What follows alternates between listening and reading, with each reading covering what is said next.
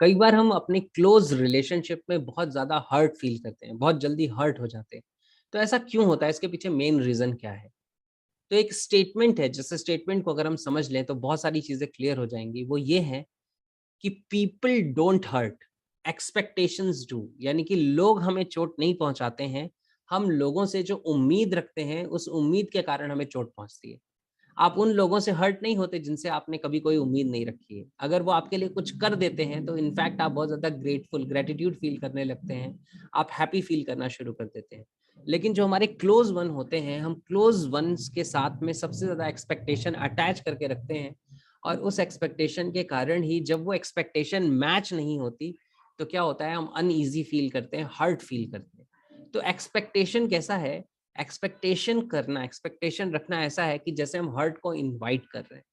तो इस वे में हम चीज़ों को समझ सकते हैं। तो अगर हम अपने डीप डाउन ये समझ लें कि people are working perfectly, no one is wrong, हर इंसान अपनी जगह सही काम कर रहा है, जैसी उसकी आज तरह की माइंड प्रोग्रामिंग है, जिस तरह की उसकी ज़िंदगी में इम्पोर्टेंस है, गोल्स की जो चीज़ें उसके लिए वैल्यूएबल हैं, दैट मीन्स उसकी वैल्यूज़ क्या हैं, उसके बिलीव्स क्या हैं, उसके पास्ट एक्सपीरियंसेस क्या हैं, उसके अकॉर्डिंग वो बिहेव कर रहा है।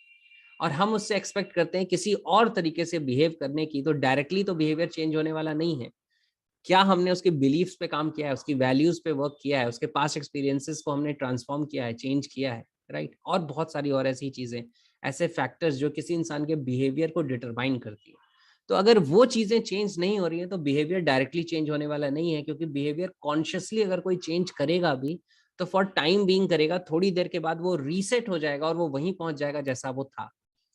तो जब हम लोगों से एक्सपेक्टेशन रख रहे हैं और उस एक्सपेक्टेशन के कारण हर्ट हो रहे हैं, तो हमें ये अपने आप में चेक करना चाहिए कि जिस बिहेवियर को हम एक्सपेक्ट कर रहे हैं, क्या उस बिहेवियर के अकॉर्डिंग इस पर्सन के बिलीव्स हैं, वैल्यूज़ हैं, इसके पास एक्सपीरियंसेस हैं, इसका वैसा डिसीज़न है, इसका वैसा फ़ोकस है, इसके पास वो नॉलेज है। अगर ये सारी चीज़ें नहीं हैं, तो डायरेक्टली इसका बिहेवियर बदलने वाला नहीं है। और बिहेवियर अगर हम एक्सपेक्ट कर रहे हैं, तो अल्टीमेटली ये वैसी ही बात है कि हम किसी अनएजुकेटेड पर्सन से ये एक्सपेक्ट कर रहे हैं कि वो हमें एक बहुत खूबसूरत पोएम लिख के देगा, या वो हमें एक बहुत अच्छा एसे लिख के देगा।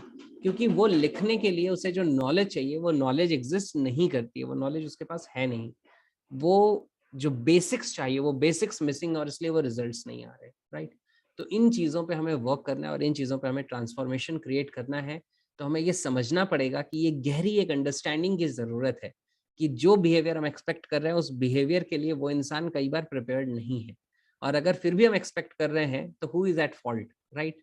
हालाँकि ये थोड़ा मुश्किल होता है, क्योंकि ऑटोमैटिकली होता क्या है कि हम कैसे सोचते हैं, मैं आपको बताता हूँ। हम ऐसे सोचते हैं कि जब मैं कर रहा हूँ या मैं कर सकता हूँ या मैं कर सकती हूँ, और मैं अगले पर्सन के साथ ऐसे बिहेव कर रहा हूँ, तो अगला क्यों नहीं कर सकता? आप इसलिए बिहेव कर रहे हैं वैसे, क्योंकि आपके वैसे बिलीफ्स हैं, वैल्यूज़ हैं, एक्सपीरियंसेस हैं, डिसीज़न्स हैं, इन्फॉर्मेशन है, ट्रेनिंग है, फ़ोकस है, बहुत सारी और चीज़ें हैं। उसकी वो नहीं है, इसलिए वो आपके जैसा बिहेव नहीं कर रहा है, राइट? तो बहुत गहरे में ये रीज़न है, and I hope this makes some deep sense.